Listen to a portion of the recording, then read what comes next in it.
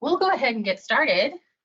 For today, we are going to introduce what Redmond is doing and why we wanted to have this workshop in the first place.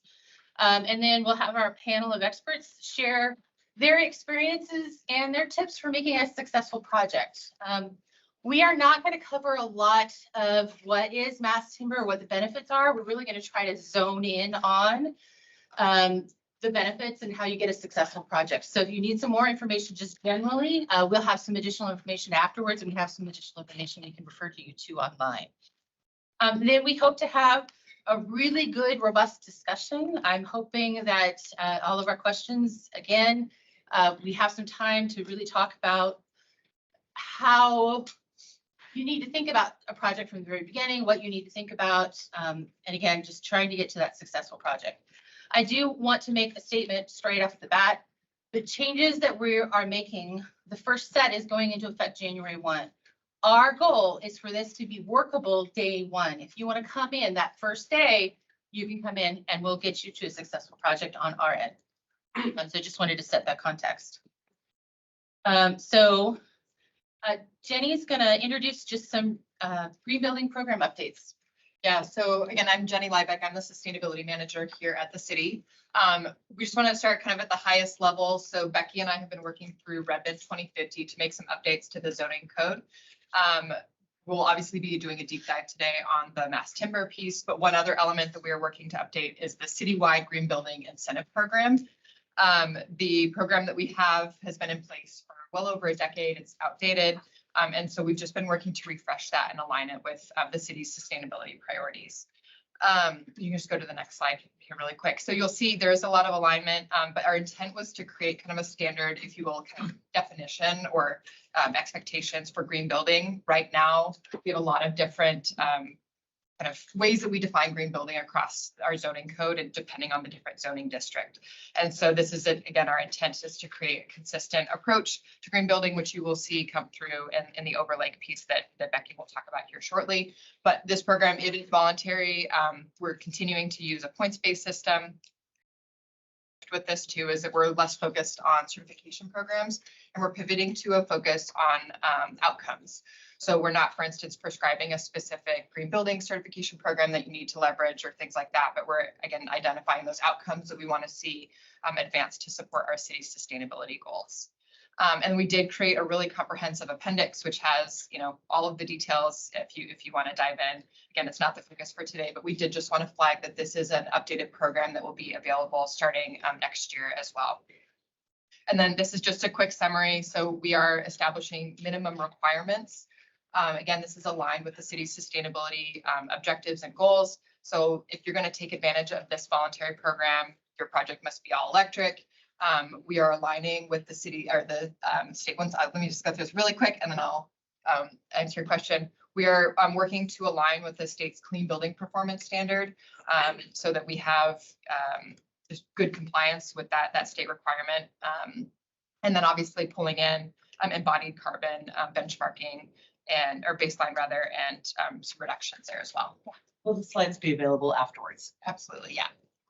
And then again, so we're leveraging that points-based technique. So we identified a lot of additional optional techniques that developments can choose to pick from to reach a minimum point threshold. So again, nothing necessarily super profound in this, but we're really excited to launch this. So if you do have some projects coming up where you may be interested in using this, again, it's a citywide program. Becky's going to be talking about some Overlake specific, Marymoor specific kind of code updates, but do know that this will be available later in early 2025. Oh, yeah. Okay. So I'm going to do a really brief look at the incentive program because I could go really in depth. If you want some more information, we have a lot of information online, but I will also be putting together another workshop later on specifically to go into the incentive program, especially for Overlake, because that's going to go live first. We have created an Excel calculator to also help people just do their what ifs and figure out how that impacts. But I wanted to introduce you briefly to what we're doing and why, and what our goals for mass timber are. We have 4 new light rail stations coming online in the next year. So we have identified around each of those light rail stations where we want to put a focus on transit-oriented development. And in those areas, we are heavily incentivizing mass timber. It is to accomplish a lot of our sustainability goals, but also to just pair a number of different things that the city is trying to do. So in Overlake, the building heights in Overlake with the incentive program will go up to 30 stories. Obviously, the mass timber code in Washington doesn't go that high yet, but we are looking to get as much as we can get and as high as we can get, because we have 25,000 housing units and 30,000 jobs to accommodate in this growth period. And a good chunk of that's going into Overlake. And so we want to try and maximize whatever we can get in that area. So we are looking for mass timber towers. The taller the better, in my opinion. Let's go for it. In downtown and Marymoor, around those 2 light rail stations, with incentives, you'll be allowed to go up to 12 stories. And so we have a range of different options in there. We also have our mixed use zones that go up to 8 stories in various other locations in their community. And they offer other opportunities for mass timber in different housing and different office structures. So we have a number of different ways that we would like to pull mass timber in, a number of different products that we would like to see. In general, mass timber is one of the priorities for what we would like to see moving forward. It's not the only one, but it is one that we are heavily incentivizing. I also wanted to point out really quickly before we go into a little bit more of the detail is all of what you see that is coming is stackable. It's intentionally stackable. So it's not independent. If you choose to do mass timber, you will most likely achieve the performance goals that our general green building incentive program is hoping to achieve. If you do, you get that credit. Then you will get a catalyst incentive for mass timber. I do want to point out that this catalyst is trying to get us over the hump and really get mass timber into the city so we can get some projects that appraisers can use and bakers can use. So over time, that will intentionally ramp down. We are also just in general switching to a completely new incentive program and incentive type. And so as we're switching, we have reduced the number of points required to maximize the incentive package by half in Overlake. And it will probably be reduced in downtown and Overlake, Marymoor as well. That is, again, intended to go up to where it needs to be in the future, but for the first couple of projects that come in, you are going to get a massive extra bonus because it's trying to get that transition period in play. So all of these are stackable, and what they all do is they add up to really making it a very nice time to start thinking about mass timber coming into Redmond. Again, in Overlake, the very first set of mass timber incentives are going to go in for Overlake, and that will be effective January 1st of 2025. For downtown and Marymoor and the rest of the city, we're looking at an adoption of approximately March. So for the Overlake, again, it's very future focused. We're incentivizing both really heavily mass timber and tower construction. Towers we're not expecting to be viable day one, but we want it to be ready so that when the market does get to the point where a tower, a 30-story tower wants to come in, we can take it day one and we don't have to redo our codes to make it work. It has a significant amount of catalyst and pilot project points in play. So I'm not going to go through and read this list, but I want you to see all the different types of things under the green building category. Again, you can choose a tool that might hit an outcome that is more than one row. And if one tool gets you more than one outcomes, it's fine. You get all the credit you can achieve. And then we have embodied carbon baseline at a 20% reduction in the Overlake incentive program. That's just a part of the green building incentives. Then in the Catalyst project, we have another specific mass timber pilot project. And I will let you know, it is one of the most points you can get.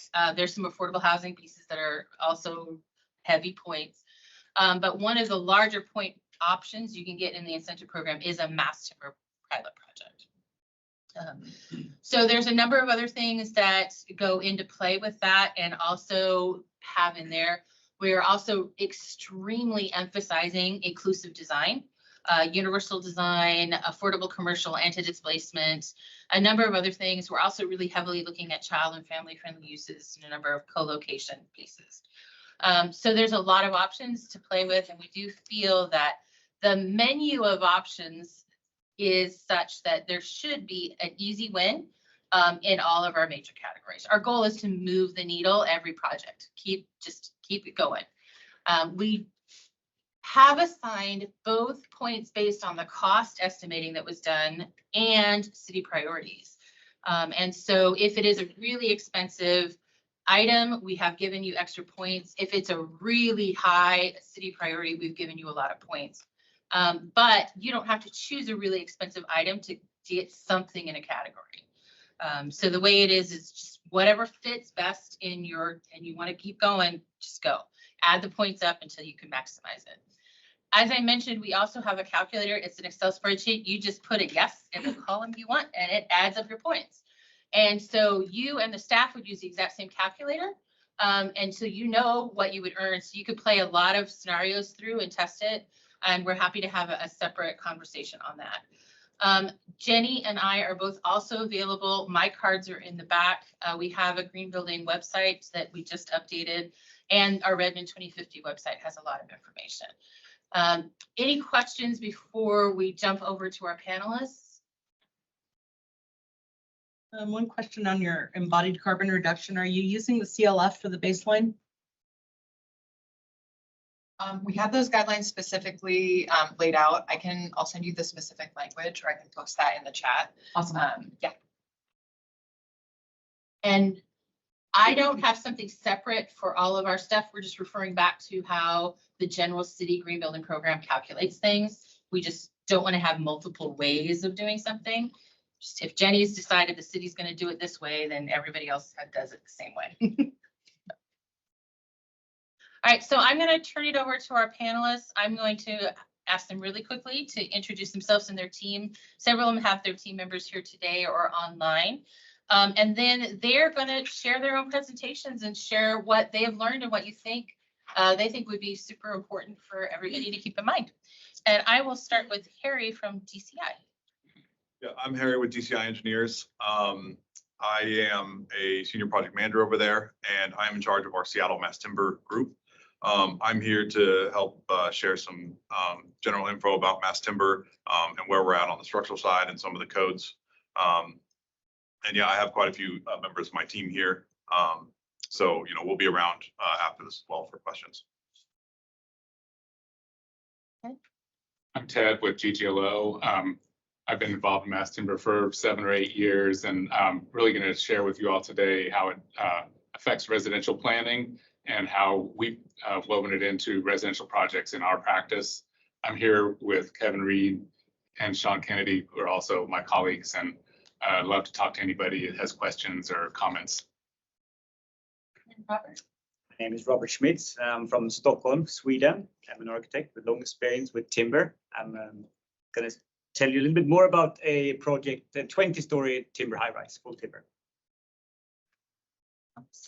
My name is Thomas Stearns, operations manager with Swinerton Builders. I joined today Ryan Beeger, director of Precon, and Devin Hemian. I've been in the mass timber community for about 4+ years now. Swinerton's wrapping up 2 projects in Seattle. So we're going to talk a little bit about just kind of doing the analysis of a mass timber project versus kind of a conventional type 1 construction. And in that same order, if you want to go. Sure.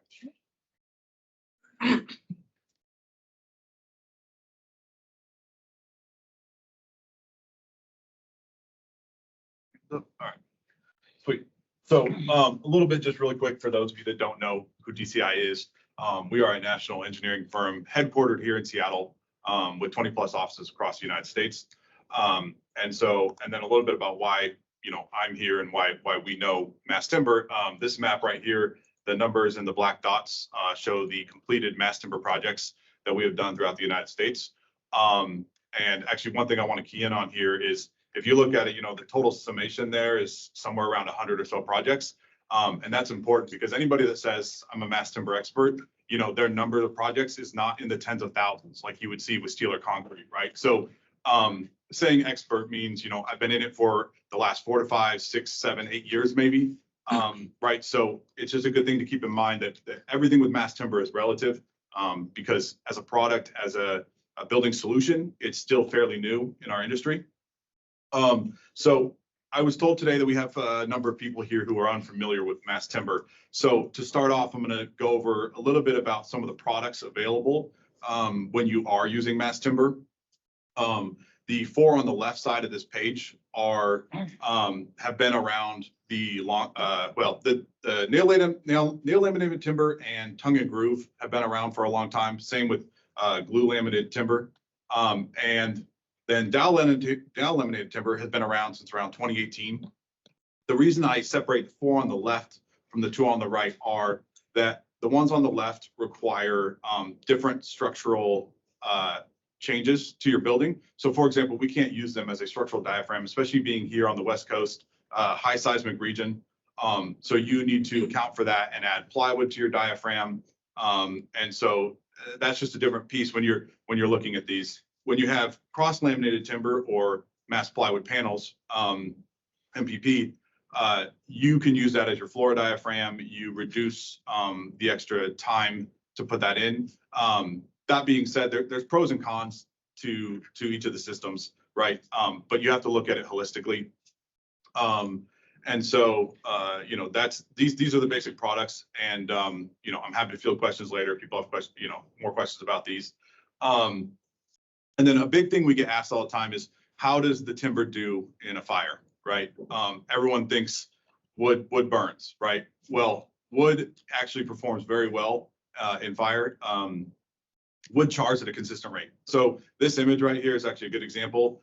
This was a fire test done over 30 minutes, and the glue lam beam retained 75% of its structural properties, whereas the steel beam only retained 10%.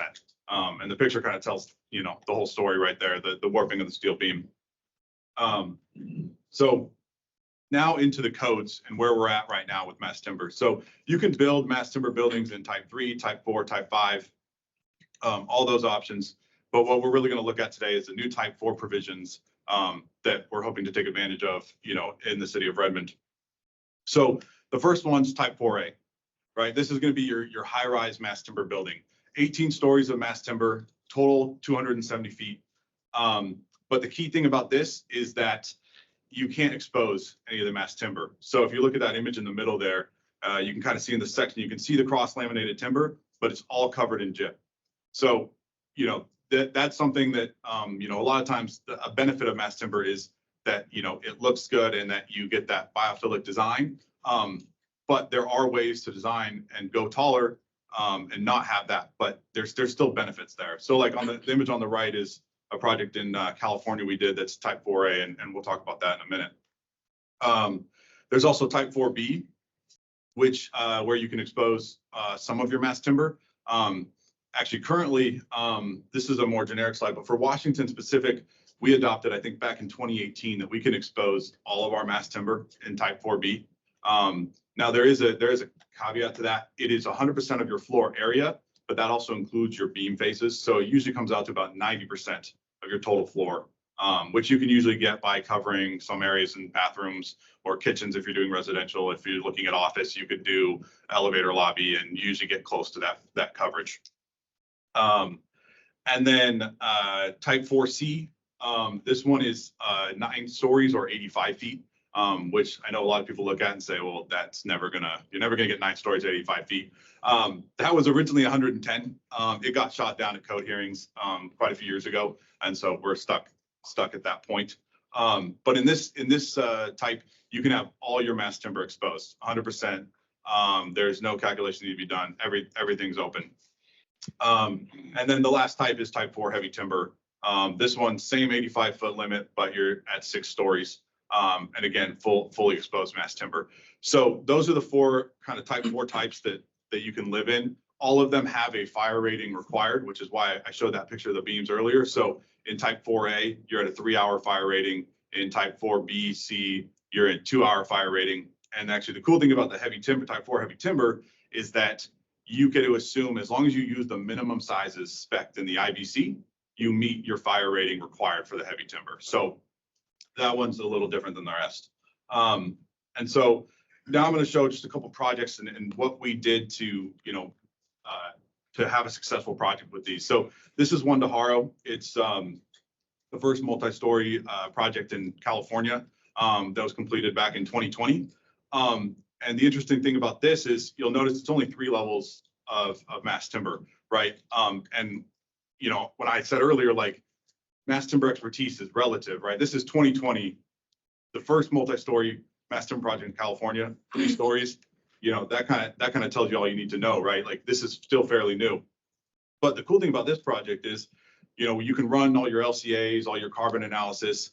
This building, only being 3 stories of timber, still saved enough carbon to basically replace 587 cars on the road for a year, or the energy for 293 homes for a year. So when you think about that scalable to a type 4A building, 18 stories of mass timber, you're going to get that exponential benefit in your carbon reductions. And this is one area where I would say, I don't have the most expertise. We have a sustainability specialist who's actually here today. So if anybody has questions about that, she'd be happy. Jessica right there would be happy to answer those questions for you. So, and then, another question is always, well, what can I do on like a podium style structure or, residential? Well, you can sub in CLT for your floor system, right? There's options for that. This is an example we did down in Portland back in 2020. The key piece is that you need to look at the whole system together. And I won't touch too much on that because Thomas is going to talk about some of the pricing there and how you do that. But just a key piece I want to note is that, if you go look and say, well, I'm going to compare timber to concrete, like the material is always more expensive. So you have to look at the project as a whole. And that's kind of all I'll say there because Thomas will cover all that. So, another example of project, this is MPP. And so this was a school in Seattle, Bush Upper School. MPP is the mass plywood panel. The cool thing about the MPP is it comes in like inch thickness laminations. So you can go from a 1-inch panel all the way up to like, I think it's like a 14-inch panel is the typical in their span tables. So you have a lot of options there with the MPP. This is Heartwood. This was a first type 4C in Seattle. This is an affordable housing project. And, this is one of the ones, so type 4C, right? All the timber can be exposed. But a good thing to point about this is affordable housing, right? Budget was a discussion point. And so on this project, what we actually did is every other beam line is covered in gyp to reduce the amount of fiber and the cost of the glue lamps themselves. And then every other one is exposed. So you can play with your systems and mix and match and do that to, make sure that you can get your project to pencil. This is North Lake Commons. This is a lab life science ready project. A big misconception with timber is that it's not going to meet your vibration requirements, that, the floors are going to be bouncy because it's a lighter system. That is not the case. There are ways to do it. So, it's a project by project case, but it's something to know. And then the last thing I'm going to highlight is 1510 Webster. This is a really interesting one because there is a new system that people are starting to use and test out called point supported, where you have no beams. So basically you just have your panel sits on a column. It kind of would look like your classic concrete structure. Now, the difference with this though is you're not going to get as good a span. So this is great for like affordable housing or low income housing projects where you can really cut down the cost of your fiber. And you can, but you're reducing some of your base spacing. And this one's really interesting because, you can see in these pictures, you can see all that timber. Well, like I said earlier, this is type 4A. So if you go, it's topped out right now. And if you go walk through it, you won't see any of that timber. But that's not to say there's not benefits to it, right? So like this project, for example, I think the ownership group said 15-20% savings on the whole project, including multiple months of time savings. So that's the kind of stuff we're looking at. And, every project's going to be different, but these are the kind of systems that are being developed right now that are out there. And so, yeah, I'll go ahead and turn it over to Ted.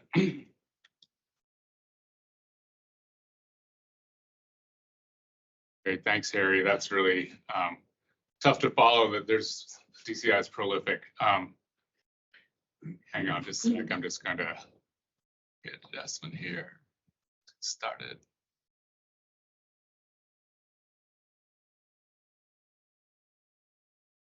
So I wanted to start by giving a shout out to this whole process. When I first got involved in mass timber, actually Chris Duvall over there and myself were chairing the AIA Seattle Mass Timber Committee.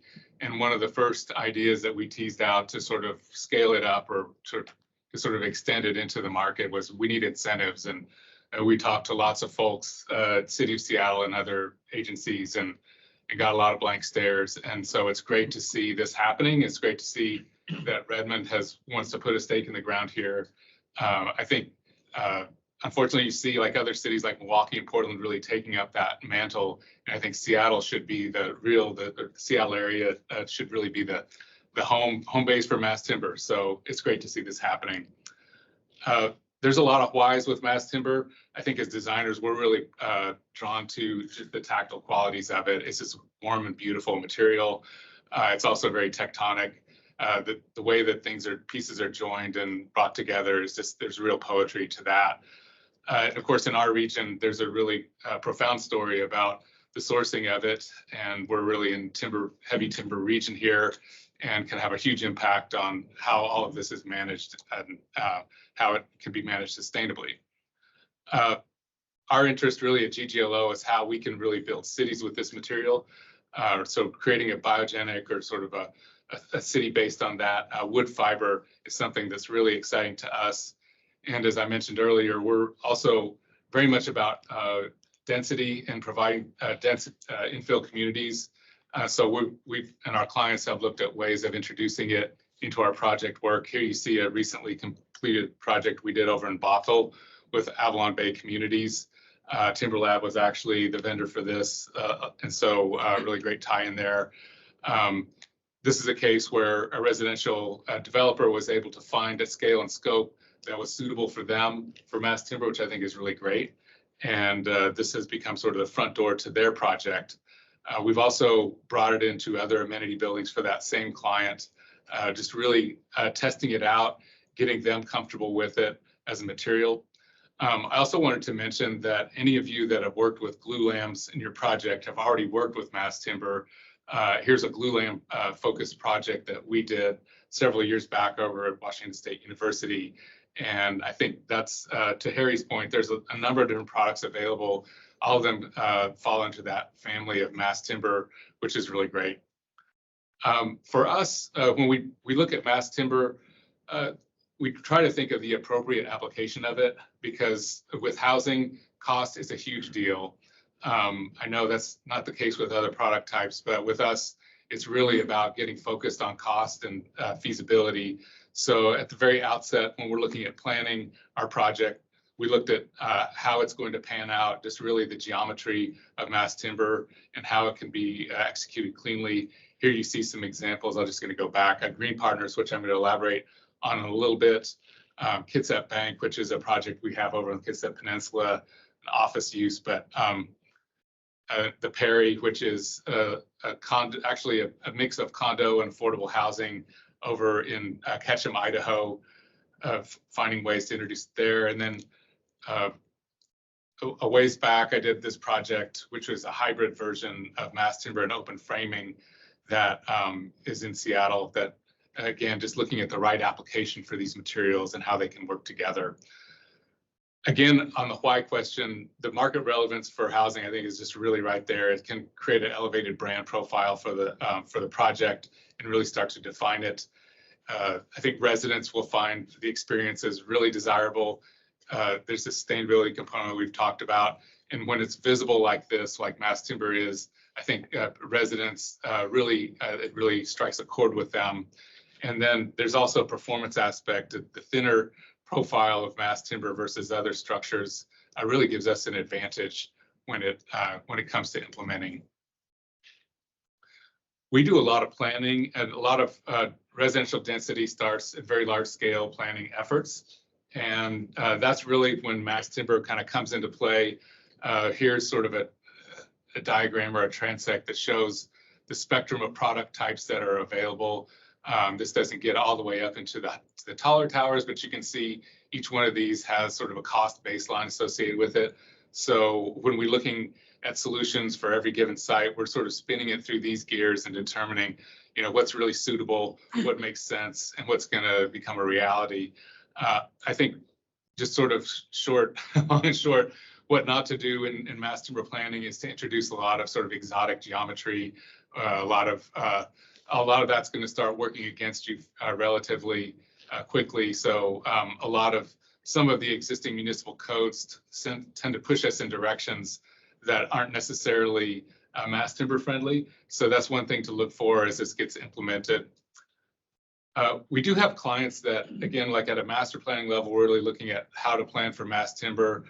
This project up in Everett is sponsored by the Everett Housing Authority, and we've actually based a development agreement on the type 4B profile. And so here you can see 12-story towers that are sort of arrayed around the perimeter of the site.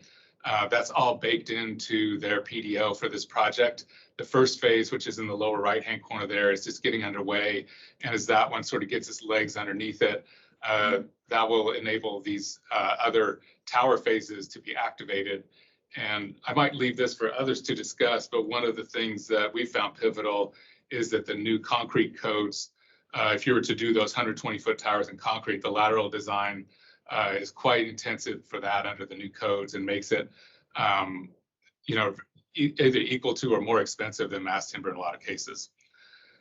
There is a lot of then prototyping and iterations that we go through. You can see some examples here on this confidential project where we're just really spinning it through the gears. I think project partnerships are crucial with mass timber, and so working with the GC, working with structural engineers, other project partners is just really crucial. Going through these iterations that you see here in cost and really kind of getting it figured out.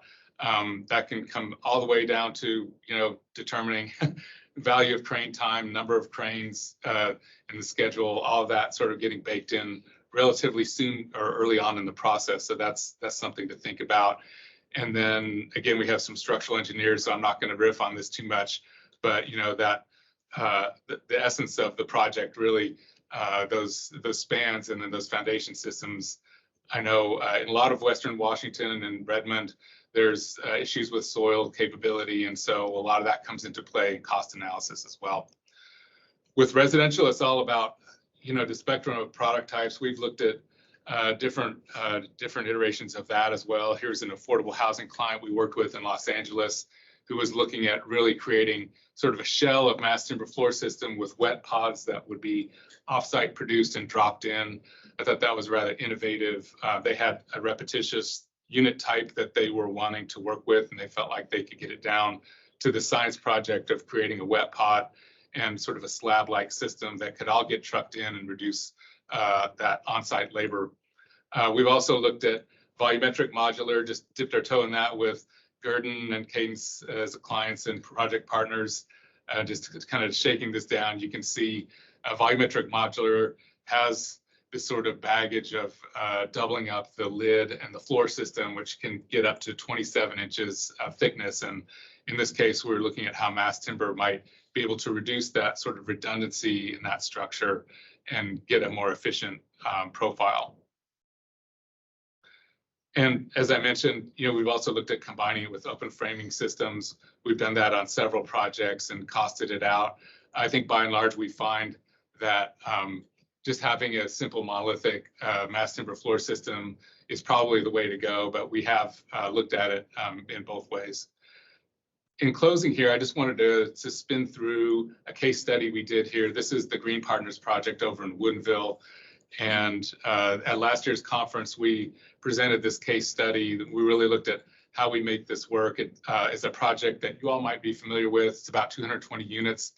It did have a garden center up until about 4 months ago, and that development team has since transitioned, and it will be reimagined as something new here very shortly. But here you can see at a large scale, like a lot of these projects, you know, we're talking about several acres in magnitude. One of the first things we do is really determine what is the scope. And with this client, with this particular condition, we felt like creating a special sort of high-value, unique area for mass timber here on the north end of the site was going to be a way to go. And then we would mix that with a conventionally framed southern leg of housing density. So that was really how we sort of started that puzzle at the outset, then really got into how we would combine its capabilities with other things that the program needed. One of the takeaways I feel very strongly about is rooftop amenities can go to being mass timber, like on almost every project, every multifamily project you could imagine. It's just a really simple and great way to introduce mass timber into a project. We also had the floor system here. It was partition supported. And earlier on, in the process, we looked at creating a soft story with it and using it as a transfer level. That didn't pan out with the budget, so we went with a more conventional concrete base with wood above, which is kind of what you see in this diagram. The blue zones are all poured in place concrete, and the orange zones are all the elevated partition supported mass timber. So that all kind of gives you a sense of that. In the structure itself, we also just look at, again, like simplicity. There are conditions on the outside corners of buildings I think it's good to be mindful of when you're doing like outside corner 2 bedrooms, really pairing that beam and column combinations up and making those transitions happen effectively is a pretty important thing to look at from a cost standpoint. So some things to keep in mind. And as I mentioned, we looked at open spans at the rooftop. Amenities in residential buildings more and more have become perceived to be as very flexible spaces that different operators might evolve differently over the life of a building. So in this case, we looked at making a large sort of open span structure that was just sort of a universal space, if you will. I failed to mention this is all dowel laminated timber. In the breakdown that Harry had, DLT is a product that looks a lot like car decking. It's just the 2x materials that are laid up, and then they have a dowel running through them that's just mechanically fastened. And so that really gives you essentially like a one-way system, sort of weak axis for sure in one direction. But with DLT, that made the glue lamps equally important, as you see in a lot of these renderings where the glue lamps and the DLT are sort of working together as one. Lastly, and I'm going to kind of go through the envelope and the floor system rather quickly because I don't want to take up too much time, but there was a lot in terms of kind of creating clean weather barriers. And here's an actual photo of dowel laminated timber, just to kind of give you a little bit more of a sense of that. It has weather permeability in one direction, so we were very careful about how we dealt with that. And then the floor system itself, I think this is probably one of the bigger cost items. When you look at sort of a lot of the off-the-shelf products that are rated currently, you're looking at underlayments that are rather expensive.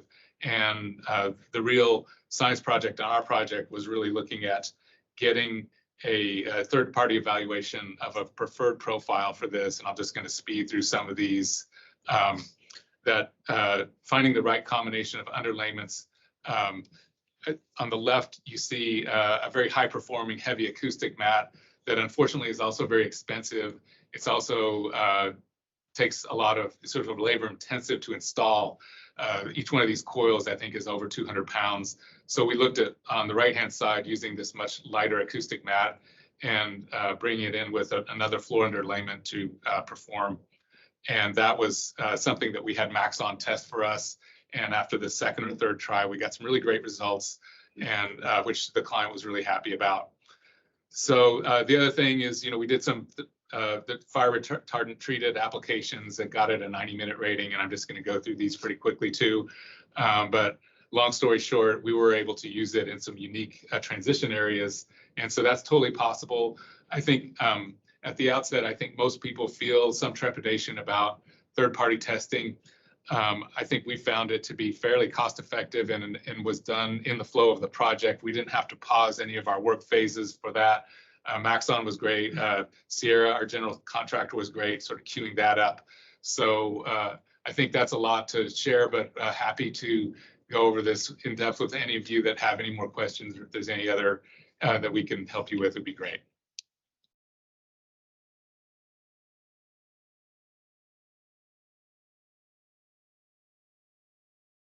Able to get the link in?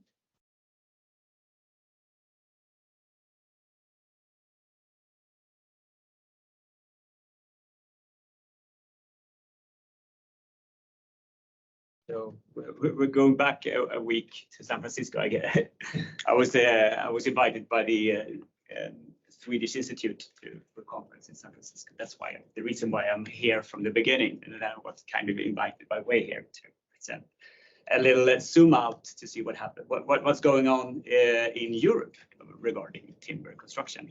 And I'll start with a little postcard from the very north of Sweden. It's a small city called Skellefteå, which is one of the key strategy for this municipality to grow and become more attractive, is to create a new landmark or a destination, a culture of destinations for the people, both for the people in Skellefteå, but also to attract to new entities or enterprises to move into the city. Just for Arkitekter partner at White Arkitekter, and we've been around for about a little bit over 70 years. And our vision is for all our projects to be climate neutral by 2030 through design excellence. And that's a very strong argument to you advocating for timber in all our projects. And we have a long tradition in working with timber structures, mostly residentials. In Sweden, small houses, about 97% of all the small single family houses made out of timber. And 30% of all the dwellings and residential units up to 6 stories above is also from timber. As you can see, Sweden has a lot of timber, and this is about 70% of them, of the entire Sweden is made out of forest. It's managed forest for 95% of them. We're one of the biggest timber exporters in the world. And the project I will talk about is in Skellefteå, is just underneath the polar circle.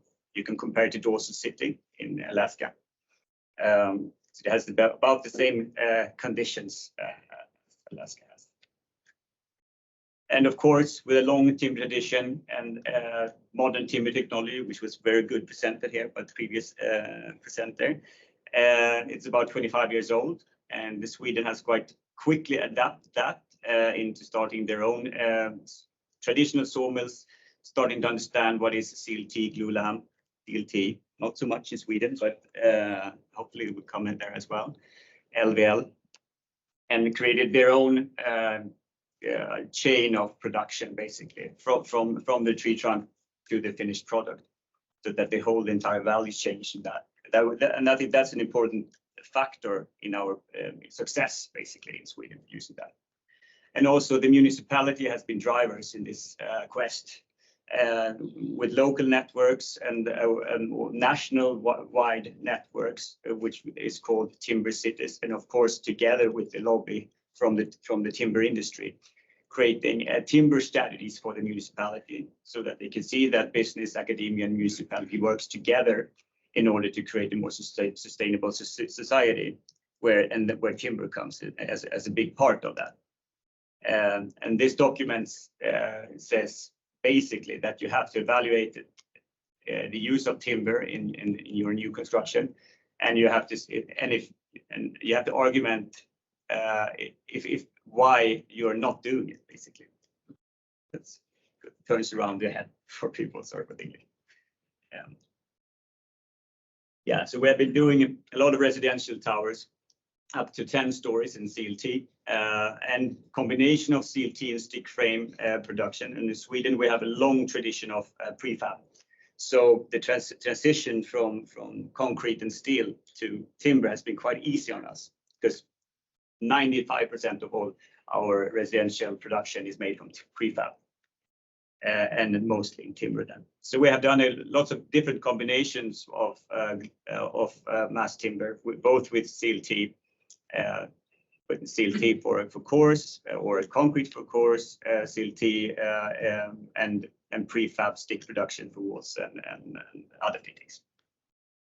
As you can see here, we had this is I think it's a 6 or 7 story building that was finished about 6 years ago, where the client had one of the buildings is made totally from CLT, and the other one is more conventional method with concrete. And the one in CLT sold out much quicker than the other one. This was in an area which was not that popular. Otherwise, it was more central in Stockholm, then it would have been another case. But as you can see, that the performance of timber has good qualities for the end user as well, and it attracted them. Other projects that we're working on or that recently finished is our own office in Uppsala. It's a timber office, 7 stories of timber, creating. We can expose a lot of the CLT for ceilings and walls.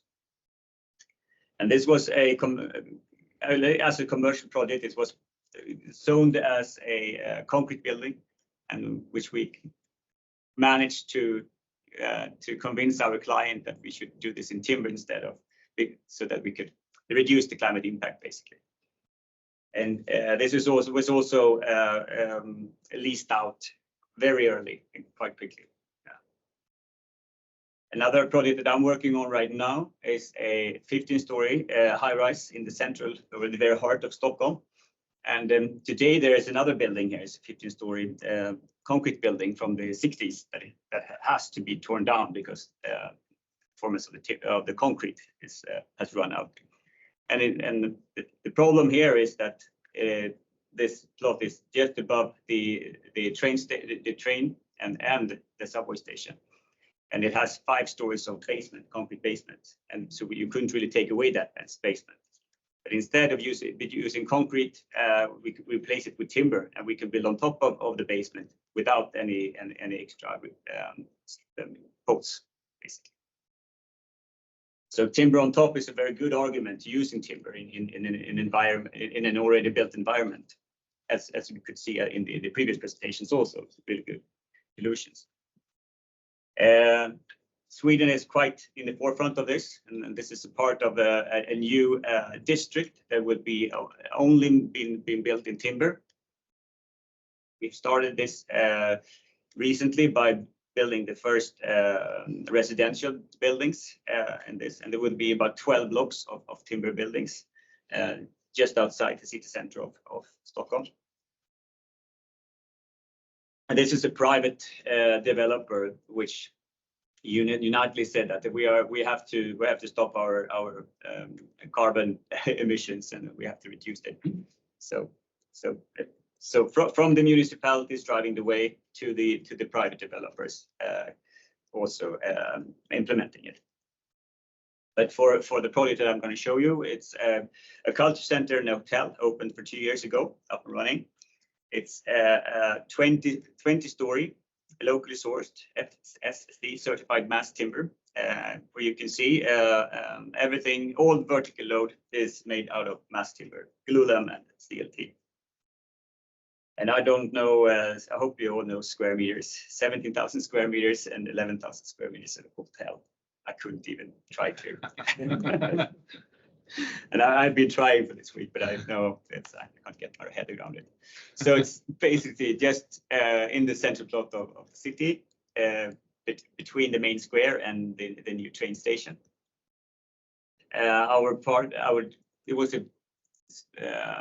was an open competition with 55 entries from 11 different countries. And our proposal was to integrate this culture center and create a cultural workshop instead of just place destinations for people to go and see fine art. So we want the people involvement and using timber, bringing back the big heritage that the city had, but in a new scale of mass timber. So what you see here is glulam pillars and glulam trusses in the ceiling, and you see the exposed CLT boards, floors as roof slabs. So yeah, our scheme was using timber as much as we could. It's a quite complex building, but it's situated on a slope, so it has like a split level. So the basement is concrete, but everything above ground is timber. And so we have used a number of culture operations that is moved into this building. And we want a seamless interaction between those so that you can feel like you're in one building. And it will be open for everyone to use. Basically, the new living room of Skellefteå This is how it looks like a normal day of the week, where this youth rock band is having a lunch concert in the main hallway, basically. And we use different like shared spaces so that people can use them for forever, whatever they want to do. So most of the days in the mornings, they have yoga here for 100 people. And that's about as many people as lives in this very small city. So this is a huge investment for them, but it's also about survivals and revitalizing the city. Yeah. We have 6 stages performing arts, all made in timber, everything from supporting walls, CLT. The longest one is the longest modules is 27 meters times 3 meters. And then this runs all over across the stage, basically. Everything from down to the seating and to the acoustic panels were made from solid timber. And showcasing timber is a good thing, we think, so that we can see how the building is assembled. It's 100% pre-manufactured from a factory outside of Skellefteå. You can see the material, and we're working with material optimization, and we were working with BIM through the entire design process so that we can really see how the most efficient way of solving this picture. The hotel, 20 stories, 205 hotel rooms, conference center, gym, rooftop bar, and 3 restaurants. The hotel plan is quite different from another. If you compare it to a concrete built tower in this scale, instead of 1 core, we got two cores on each end in CLT. And then each room is a 3D model that is stuck on top of each other for 13 stories. And then above that, the public amenities. And this allows us to have exposed timber walls and ceiling and overlooking Skellefteå, and giving the people a new perspective over Skellefteå with the public content. And here is the construction. So everything was, all the elements were made in a factory just outside of Skellefteå. And the hotel modules were made in another factory and on the other side of the city. So we work with, collaboration has really been the key in this case, both from us, the architect and the structural engineers, but with the builder and the local timber manufacturer and the ones that did the modules. So it created for us a library of solutions that the municipality also can say that you can use in maybe all kinds of different building types. So this becomes a showcase for them to also give examples that this is possible to build everything in timber. Construction time plan. You have to plan ahead and you have to do everything before, because there is no room to make mistakes on site. It will be very expensive. And in order to do this, we created 13 different zones. So we built the building in vertically instead of being floor by floor, because we didn't have any weather protection. We had a lot of brooms that we had to go and swipe off the snow during the construction. So we saved about a year of construction time doing it this method. So we started the manufacturing of or producing the hotel modules at the same time as we were breaking ground. And as you can see, the timber construction took a year. So yeah, building information management is very important. Revit early in design process, coordination and cost control all the time. Supplier was a local supplier called Martinsons. Which now after we did this project, they were bought up from a much larger investor called Holmen. So everything is locally sourced. Doing everything offsite and in prefab, we managed to do larger elements so that we needed to do fewer connectors on site. And also we had the labor working under safe working conditions. And in this factory, there is about 50% women working in this. With this type of yes, this is the 3D modules. Basically, 4 CLT boards stacked together in each corner, a glue lamp with steel connectors. stacked on top of each other. And here our most challenge was to how stiff are we allowed to make the tower? How stiff could we make the connectors so that it shouldn't sway too much, but it couldn't sway to the leader. That was a big challenge for us. Yeah, and then we just stacked them on top of each other like this. Half a floor a day was the record. And this is a world record of stacking CLT 3D modules by 6 floors, I think. So it's been really very fun working on. But again, it's very wind sensitive. So it's not every day that you even could stack it. So you have to also think of that.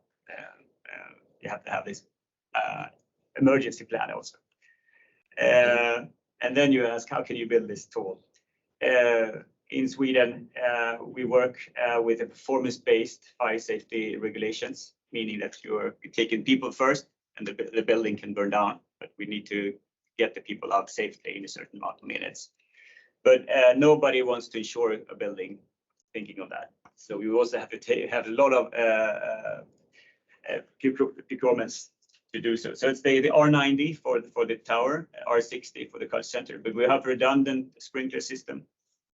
And we also have an extra layer of timber, so this could burn 60 minutes with the shoring expensive you told them about, and scrape it off, and it still will withstand the same fire rating, basically.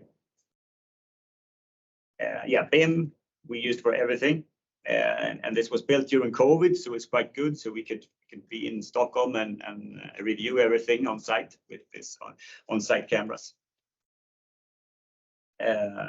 And we're also working with it, not just the embedded energy in the building, but also with energy performance, with an innovative energy system that reduces to calculate the energy by 45%. The building is connected with the entire city grid, and I can talk about that in another presentation, I guess, because it's a huge thing also.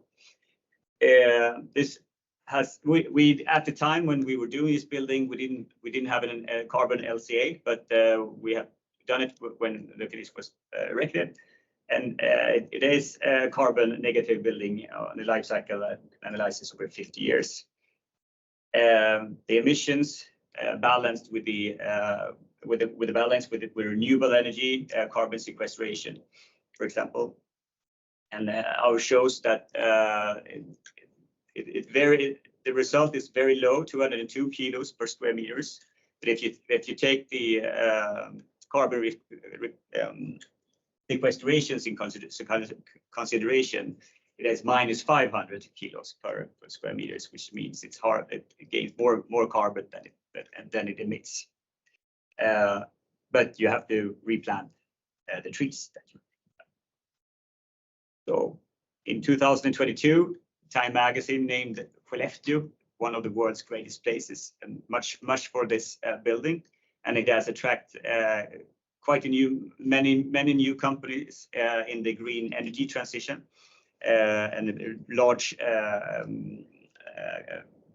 battery factory has established on site, and so it gained them about 3,000 new jobs in only 2 years. It's a success for the city.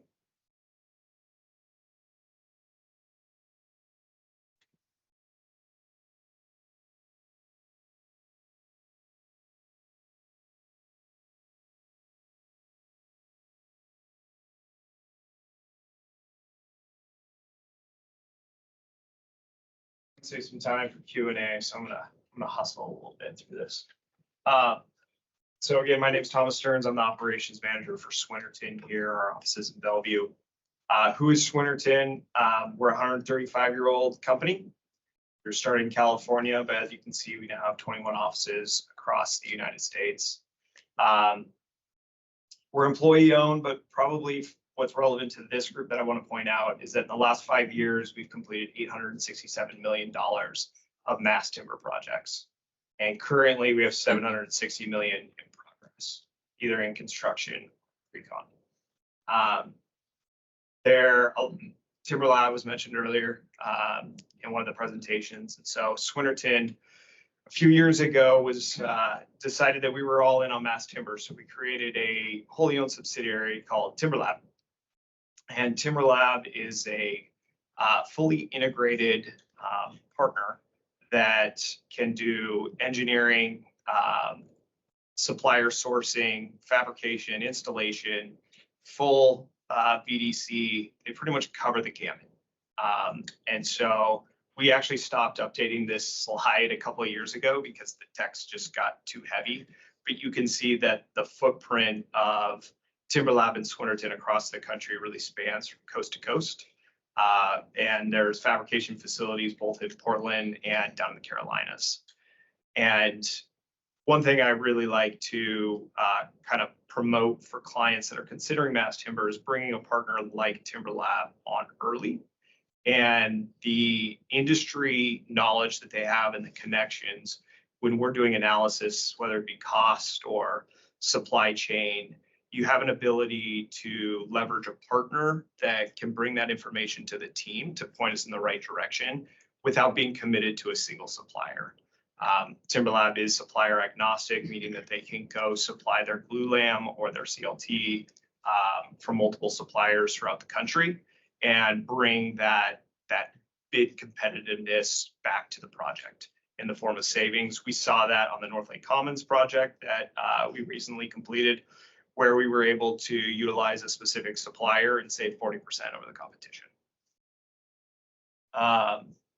Two projects that we just recently completed that I just wanted to share. Northlake Commons, I just mentioned, DCI was the engineer on that. It's a life science ready shell and core. It's about 180,000 square feet of mass timber with another 110,000 square feet of garage below. This was all sourced relatively locally, coming from British Columbia via Kolesnikov, but a really, really fantastic project that we just wrapped up. A little bit different project, multifamily. This is a type 4C building at 8 stories. This is a workforce housing project for Community Roots Housing. These two projects kind of happen a little bit at the same time, but an interesting thing is that both of these projects were erected through the winter. And so with good weather management practices, we were able to mitigate any issues with water staining or just adverse conditions and repercussions from that environment. So the biggest question that we get day in and day out is the cost of mass timber. What does it cost? Is it more expensive? Can we save money? Is it, do I have to sell a couple of children to afford it? Like where is the cost going to land? And of course, like anything that's worth talking about, the answer is complicated. But we've learned a few things over the last handful of years working in this, be it best practices, be it some pitfalls that projects often fall into that may stunt the potential for a project moving forward. And so to really boil it down, I think I mentioned a little bit earlier, but one of the most important things is that you're planning for and you're designing to, and you include team members for a mass timber project. And it's not, I mean, a lot of people in this room especially would argue that mass timber is better, and it is in a lot of ways. But when you're talking about cost and some of the design principles that need to accompany a competitively priced project, it's just different. And so when we see buildings that start as, say, a steel or a concrete building, mass timber will compete very, very well with those buildings. It'll be very competitive. But if you start with the grid spacing or some of the principles of say, an office building that's on a 30 by 30 or a 30 by 40 grid, and you try to translate that into a mass timber building, it does not translate very well. And so what you end up with is you're experiencing an unnecessary cost because you're just trying to take a square peg and jam it into a round hole. If you are designing for a mass timber building and that grid is reduced, and maybe it's 20 by 15 or whatever it may be, if it's multifamily, it's really going to depend on your unit spacing. with your demising walls, but the efficiency of it is going to dramatically increase, which is going to bring your cost down. And so many times we've seen a project that kind of came, got studied, and then it died when it went through the cost analysis. And the reason for it was that you were really analyzing a concrete building. You weren't analyzing a mass timber building. And if we implored some design efficiencies, we could have gotten that cost considerably down. And so when you're entering that, I think that's just to be mindful of that and the people that you're bringing to the table to make sure that you're analyzing the right project will make a dramatic difference. On the efficiency side of things too, is having a partner from the general contractor community, someone from like a timber lab that's, you know, in the sourcing and the installation side of things, someone that can give some really concrete cost feedback is important. The photo that we have up here right now, this is Northlake Commons, and it wanted to be a building that could be an office shell and core, but it could also be a life science shell and core. And so we spent a lot of time analyzing what should the column spacing be? What are the programs that work within that column spacing?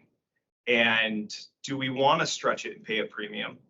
Or do we want to reduce it, save some money, and see if we can solve some of those issues through thoughtful design?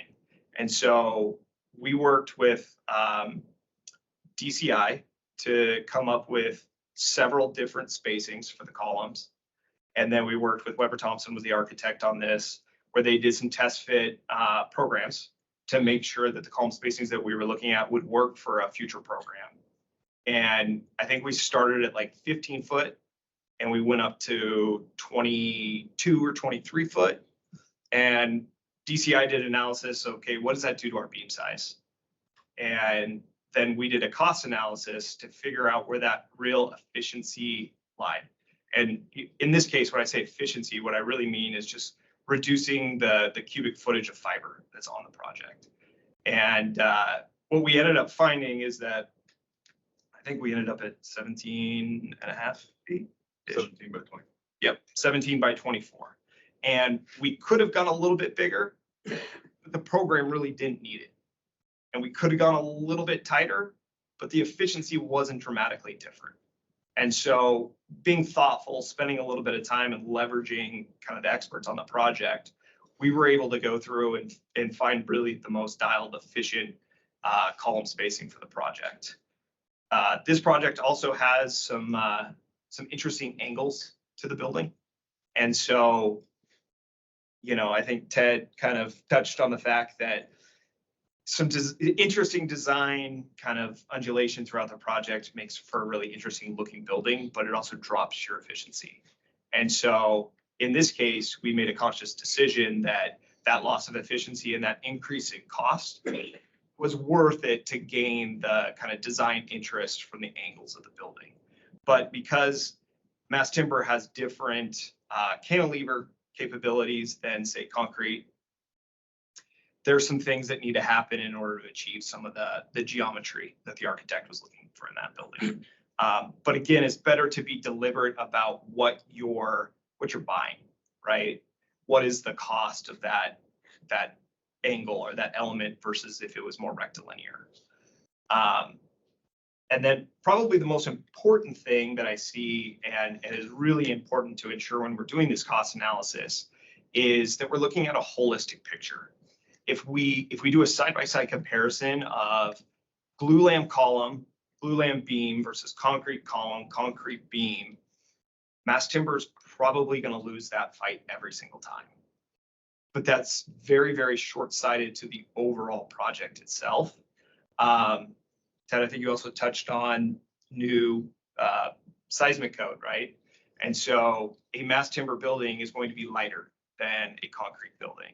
And so that is going to change some of the sizing requirements of your core, if you have a concrete core, the sizes of your foundations. And so there could be cost savings there. The most obvious thing that a lot of people hear is that mass timber is a faster erection. And so if you do a full analysis of the entire life cycle of the project or the entire construction schedule of the project, there are a lot of savings just in that out, right? There's less time of a crane on site. There's less general conditions from your contractors. There's less layout from your MEP contractors because the CLT showing up and has all the penetrations already drilled into it. You're probably not going to put a ceiling in the building because that's why you have the CLT, unless you're a type 4A. So there's a lot of elements that just get lost in that analysis that really, if you want a true analysis of what a concrete or a steel building costs in comparison to a mass timber building, it needs to be a full project estimate. It can't just be structure versus structure, because mass timber just, it touches everything else in some way, shape, or form that's in that estimate. And, you know, I encourage you, if you see a mass timber being built, to go drive by it. And one of the things that you'll notice versus the, you know, say the concrete buildings down the street is that there's no reshores in that building. There might be bracing for a floor below it that's very short and temporary, but you have the ability to get inside of that building and start building it out. You don't have to wait, you know, for 3-4 floors above to get poured to get those reshores out. And so your MEP trades are in there and they're starting to do their rough in. Your metal frame guys or your wood frame guys are getting in there and they're starting to do their layout. And that building is just going to go up a lot faster. You know, and we've been asked for metrics and things like that. And it really does depend. Every project is unique, it is different.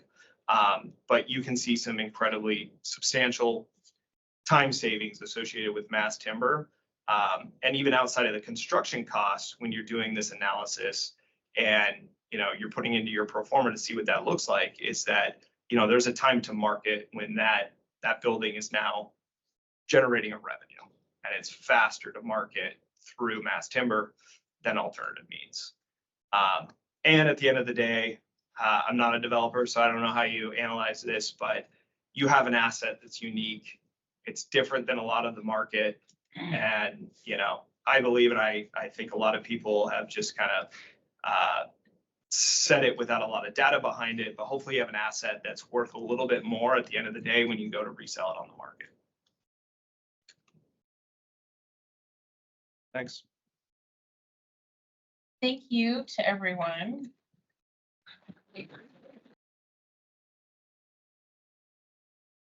We would like to go ahead and open it up for questions right now. Anybody in the room or anyone online, if you're online, feel free to either raise your hand or just type your question in the chat, and we'll be monitoring both. Yeah, I'm Roger Herring. I'm a principal at DCI Engineers. I wanted to expand just a little bit on something that a number of people touched on, is the weight of the building. And particularly specific to the Overlake district and the city of Redmond. Mass timber building is going to be anywhere from 60 to 70% of the weight of a concrete building. So when you get into 12, 16 stories. So the foundations in Redmond are difficult because the soil is not very good. So reducing that impact of the foundations can be huge. And the second piece is the new code, which is effective in the state of Washington as of tomorrow. Seismic loads are sometimes significantly higher, and particularly for that building type, it's going to get hit very, very significantly. So having a building that is 60% or 70% of the mass reduces that big increase. So the Overlake district and the city of Redmond is the perfect spot to make that mass timber, you know, really, really beneficial and take advantage of that drop in weight. Everybody hear that? For those of you who are online, that was just a comment about how it's perfect here because the soils are not that great, and the reduction of weight and the impacts of that. Just a quick summary of that. Anyone else?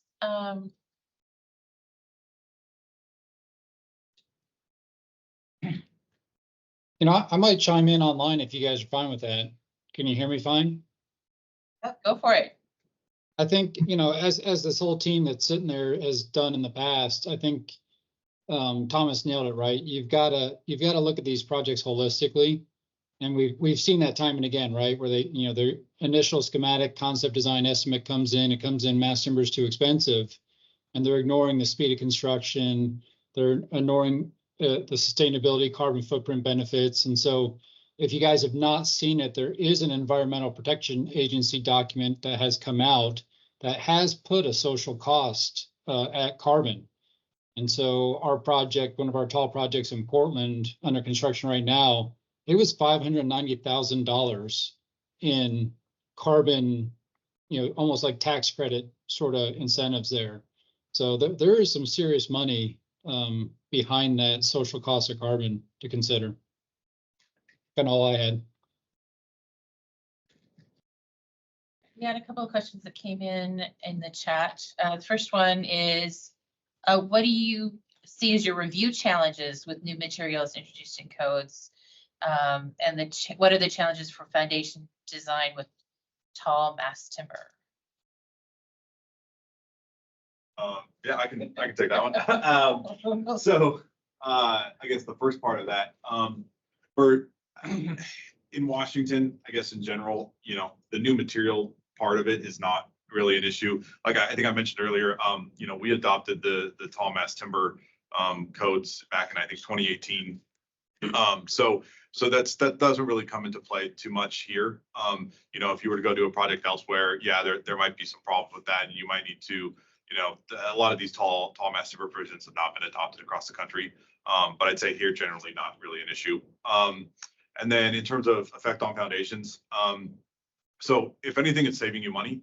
Now, if you're going to go build a project on grade and you're not going to have any basement, there is something to consider there, but that's kind of a whole different animal itself. But in general, if you have like a water table issue, you might have some problems because your building's going to be super light, and the water, the buoyancy force of water, it could be a big problem. So that can be something to think about, but there are ways to mitigate that issue. But overall, I think the weight of it will reduce your gravity system, your beams, your columns.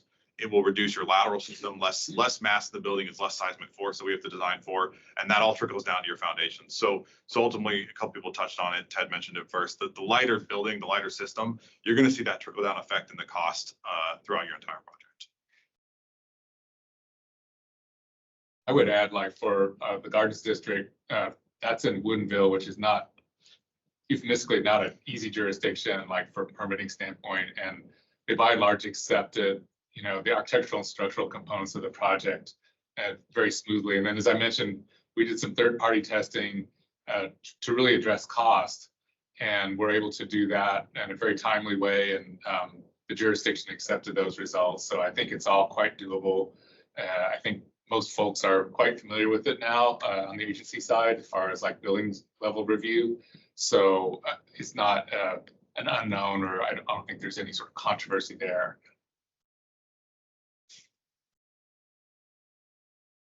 Another question, are there any incentives given in terms of the review timeline?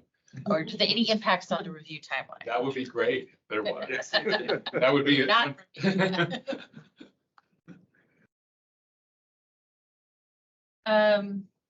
okay, and any other questions in the room? Well, I have a question for you while everybody else is thinking.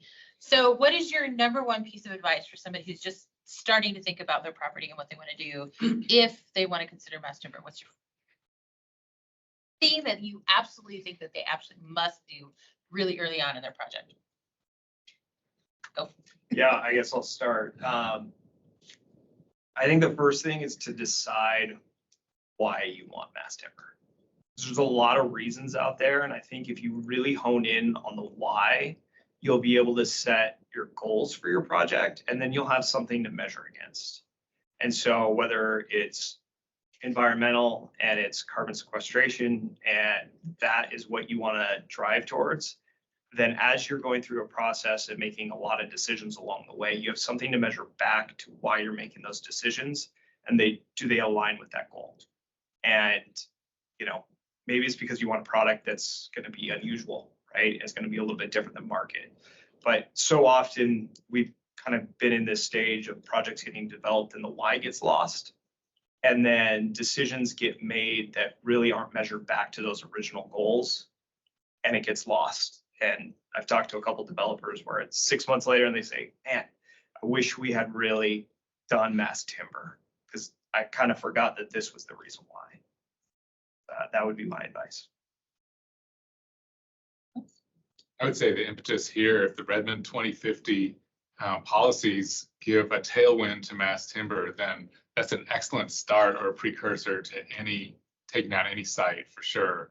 If there's incentives, whether it's density or any other cost related, then you're already ahead. And so it helps with the why question. But I would agree with Thomas, like there is, people are, mass timber is one of these sort of Rorschach tests where you're drawn to it for different reasons. Some people like just the warmth and tactility of wood. Other people like sort of the technological aspect of it. What's happened with that over the decades in Europe is really the birthplace of a lot of that.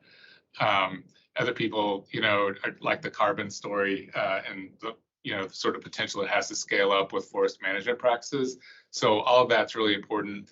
But when I think all of those assumptions are sort of behind you, I think building a team is a really great first step or a necessary first step.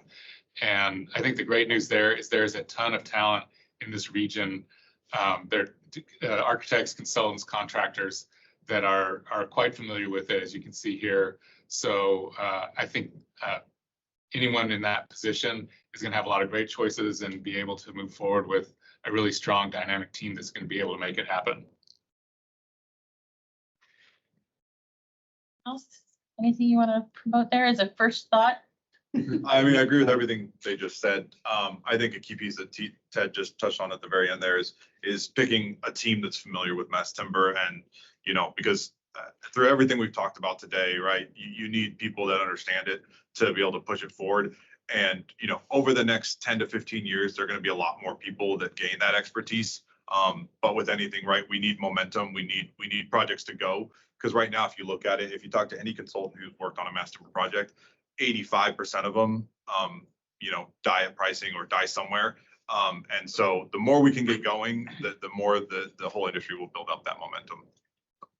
Yeah, collaboration is the key. And for in this project was no stakeholder had ever done a big concrete or a timber building like this. Nobody in the world actually.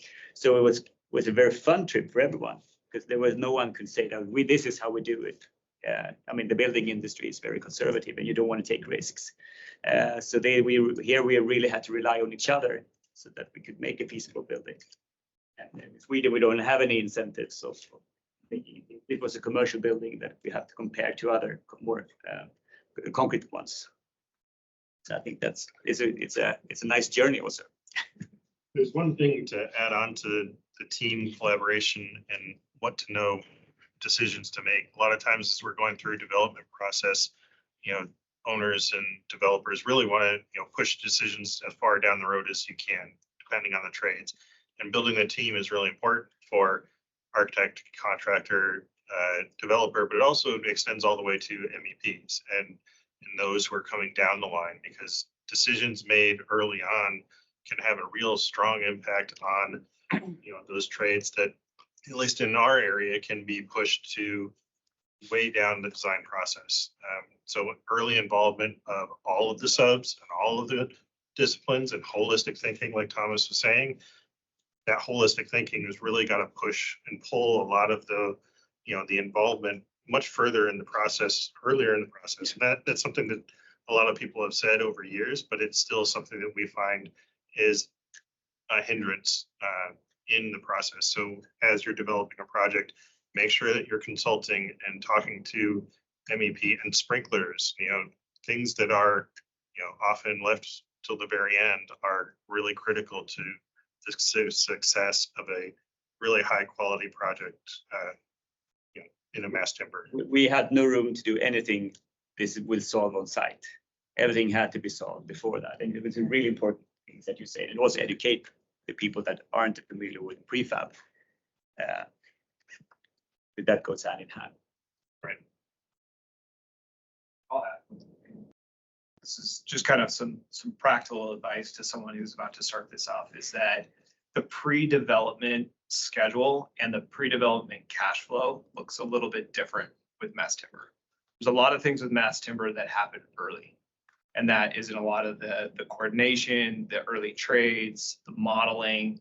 And it's fantastic because you're solving a lot of issues that you're not going to experience during construction. But often you are potentially placing a deposit on mass timber material, or you're getting early trades on for that pre-construction coordination, and you're doing that before a construction loan's in place. So when you look at kind of the cash flow of your expenditures, that may be a little bit earlier than other projects. And it's not better, it's not worse, it's just something different that you have to plan for. I was going to say that's especially acute for housing. I think we're chronically always changing things, unit plans changing and construction documents and stuff like that. And that's just not really going to happen on a mass timber project. And so I think it gives sort of a rigor and a structure to the team and an urgency to making the right decisions in a timely way and not kicking the can down the road. So I think it's a really great breath of fresh air and a great paradigm for multifamily, in terms of introducing that level of rigor. Just to piggyback on that, from the city's perspective, one of the things that we're committed to as a staff is helping those early conversations. So we've had a number of meetings with folks, not just on mass timber, but anything really that we're doing, because we're shifting so much. We're going from a suburb to city, and we're changing all of our codes. We're changing 95% of our zoning code. We're changing from 50 zoning districts to 20. So we have a massive amount of change that we're happening right now. So we are spending the time with people who need our time. So we will pull people into a room, we'll have a sit down, we'll discuss what are all of the implications, what are my options. We'll let you know where we see there's changes that are coming that will impact you early that we need to let you know. But guess what? There's a lot of really good things coming with that. Like in a lot of our centers, we're changing the parking minimums to 0 in a lot of cases. So there's a lot of benefits of a lot of the changes, and they're stackable. Like I said earlier, not just the incentives are stackable, but a lot of the other codes that we're updating are also going to be adding to the benefits and making projects work in a way that they're different than they're working today. So early and often, even with city staff, we are here to do that. We're happy to do that if you're looking at a project in Redmond. Recognizing that no one on the panel is a developer, could any of you speak anecdotally to what you've heard or seen in terms of a rent bump, either in office space or residential, for a, let's just say, is equal?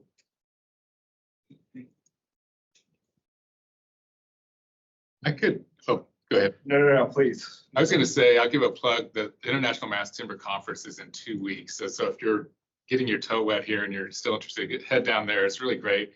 ULI has a track this year in the conference. And that's all a long way of saying one of the speakers ULI has is Jason Henderson with Cascade, who did the Lakeview office project over here in Kirkland.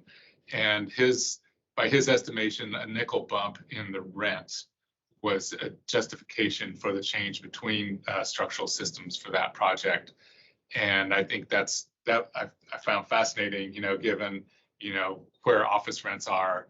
It was just a nickel to make that change. And there was 0 incentives, not nearly the incentives that are being talked about here. So just as a point of reference. Sorry, Thomas, you were. That was a way better answer than Anyone else? If you want, I can chime in on that question a little bit, just because I've worked on several with developers in particular. We've got one in Portland where they got $7 a square foot more annual for an office building.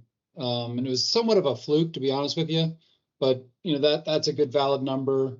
We have seen on the residential side that the leasing velocity will increase when you offer it for the same price. So if you have the mass timber unit, at $1,200 and you have the concrete unit at $1,000, the tenants aren't willing to pay that extra $200 to see the timber, is what we've seen. But you offer them both at $1,000, the mass timber units are leasing faster than their concrete counterparts. So we have seen that leasing velocity. And then there are some clients like, the Ascent people have mentioned that they're getting higher rents, but I have heard on the flip side that their leasing velocity is significantly lower. So if you're willing to wait and get that higher premium, then that's the opportunity there. So those are two examples that I'm fully aware of. And since the speed of construction, you can lease your office out 1 year earlier than expected. So I think that you should also have that into the calculation when you do the estimation.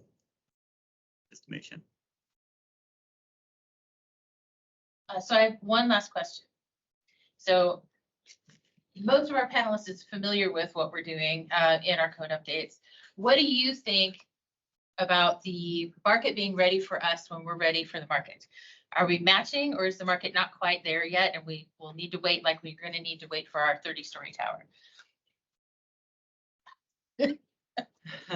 I can start from a European perspective.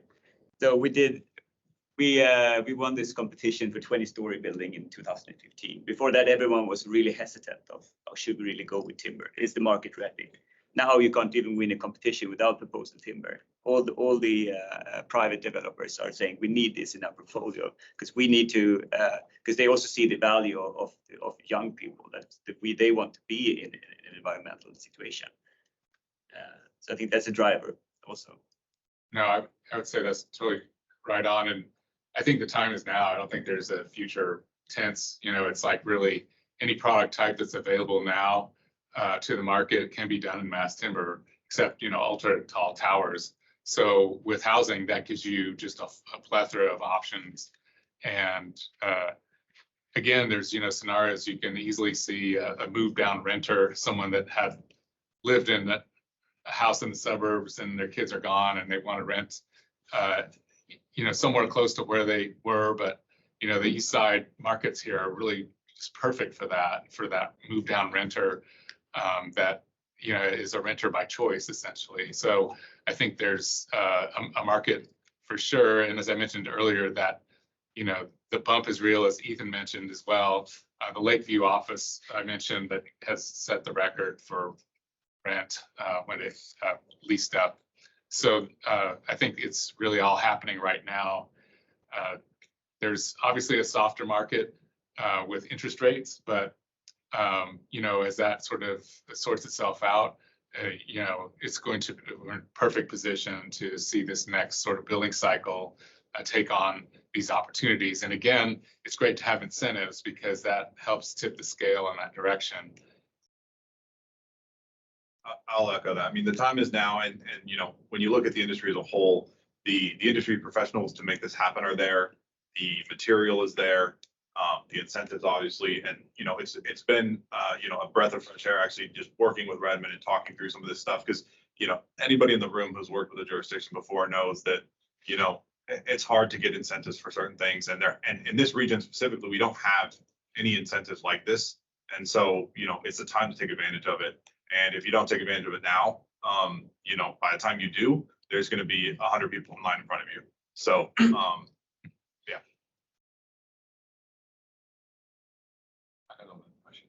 So for city of Redmond, because the water table high, especially in Marymoor area, pretty high. I think one developer done the full undergrade concrete parking so far. So can someone explain more detail? What exactly the benefit of specific for this area? I mean, with high water table and the constraint on the concrete construction. That means lighter structure or less foundation you need to dig down, but you still dig down. Can that be expanded a bit more? Yeah, I can take that. Pretty unique to Redmond. Yes. So yeah, I mean, it's gonna, it's a tough one to really like pinpoint because it's gonna really depend on your project and your needs. But if your water table is super high, and you want to avoid going down too far, yes, timber is great because your foundations will be shallower. You have a chance of maybe not hitting that water table depending on where it's at. So some of that's going to be site specific. But in general, if you do have to hit the water table, there are some, potential issues with mass timber where it is lighter and you don't have as much weight to weigh down the structure. But there's ways to get around that. You know, there's ways where you can dewater some of those areas until you hit a certain level in your building and get enough mass there, right? Whereas if you had a typical concrete building, after a couple levels, you have so much weight. But that dewatering, you know, that can easily be outweighed by all the other benefits we've gone over today, such as the speed, the cost of the rest of the material, the foundations, all that. So it's really project specific, but you know, it's one of those things that definitely is worth looking into and weighing your options for every project. Well, I think just to compound on that with the incentive, some of the zoning that you were talking about that would actually have a 0 parking requirement. And now you don't have a subterranean parking garage, you're on grade. And we did the Heartwood apartments on Capitol Hill, and that was on grade. It didn't have any parking below it.